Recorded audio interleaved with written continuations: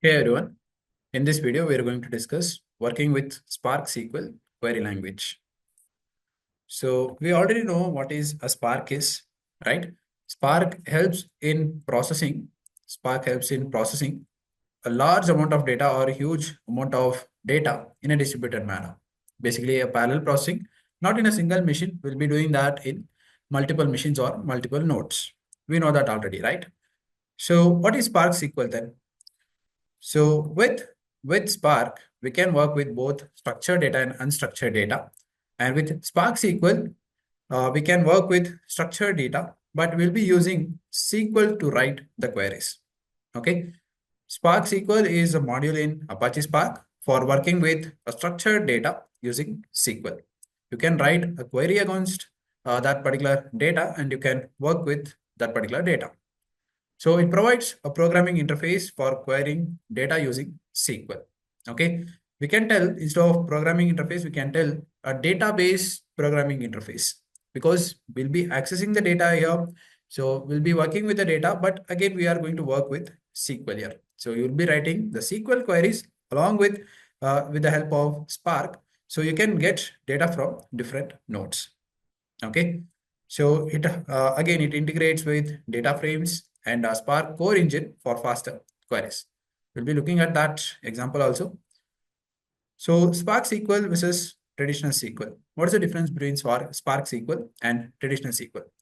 Here in Spark SQL, we have a distributed processing. Unlike traditional SQL, which runs on a single machine, let's say you have data stored on a single machine or some node.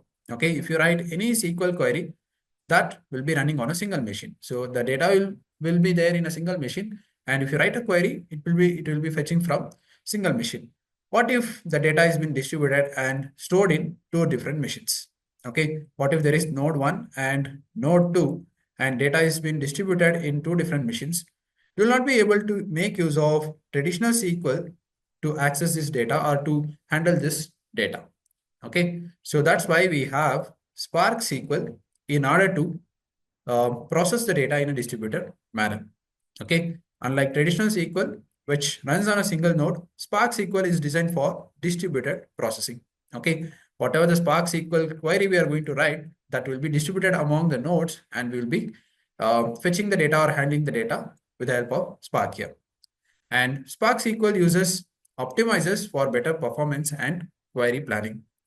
And it also handles petabytes of data with parallel execution across different cluster. Okay, so there is high scalability here. And we'll see with some example here how to set up Spark SQL and how to work with Spark SQL. Okay, so I have this file where I have just written few codes. So you can notice here, first I need to install PySpark. I have already installed PySpark. I'm just uploading one file here. I have a bang.csv. That's the data set I'm going to use as of now. So from PySpark.sql, we are importing the Spark session. Then we are building a Spark session here. We are initializing a Spark session here. Okay. And the session name is Spark SQL example. So let me just run this. Yes, the session has been created. Now I'm reading this bang.csv file. This I have uploaded and I'm just reading this. So you can notice that when I read this data, it is just printing the schema of that or basically it is printing the schema. But it will not show the data because we are just calling the variable and this data is again stored in different nodes, okay, or the different cores here according to Collab. This data will not be fetched and shown here. Okay, and there is one more reason behind this because Spark is we know that Spark is a lazy evaluator. So whatever the query we write, if you wanna see the data, we have to perform some action. We are doing some transformation here, but we need to perform the action in order to get the data. So header true, that means we want the column names and infer schema, that's for to get the schema from the data itself. Okay. So df.show, which will show the first 20 records, but I'll just give df.show of 5. I want the first 5 records. Yes, these are the 5 records I have. This is basically one data set, bank.csv. So till now, we did not use any Spark SQL. We did not write query language queries here. Okay, we just imported the data. We just converted that data to not even a converted. We just took that data and we are printing that data here. Here we are creating or replacing a temporary view for whatever the data we have that we have stored it in a df variable. For that, we are creating a temporary variable. Okay. Sorry, not a temporary variable. We are creating a temporary table, not variable, guys. We are creating a temporary table. And for that temporary table, we are giving a name called bank. Okay. So for this temporary table, we can write any queries and we can perform the queries against this particular table. So you can notice here, I did it. The first query I'm writing is, again, I'm writing with Spark SQL. I'm just writing select all from bank and result one dot show. I'll just show 5 records here. So which is fetching me the data here. Okay. So please understand here.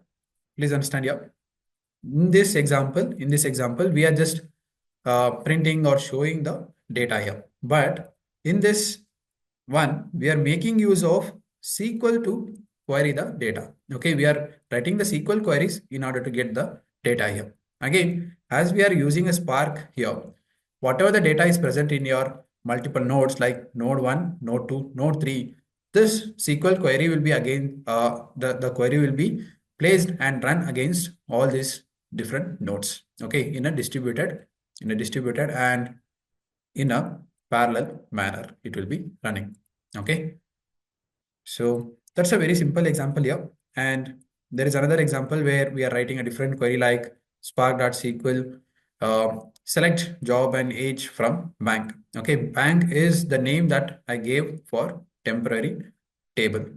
Okay, so again, I'm just performing the action in order to get the data. Dot show is, that show is for the action. Okay. So there are other queries. This query is for filtering, like where the age is greater than 30. We are just getting the data of, just getting data from job and marital columns. And instead of storing that into a different variable, where for previous example, I stored my query into some variable and I have performed some actions here. Instead of doing like this, I'm just writing the query and performing the action here itself. So this will fetch me the data. Yes, it is fetching. So wherever the age is greater than 30, it is fetching the job and marital status for that. Based on the query I have written here, I got the data. And even we can write aggregate functions and you can use group by. Whatever you do with SQL, you can do it here also, but you'll be writing these queries against massive amount of data or huge amount of data.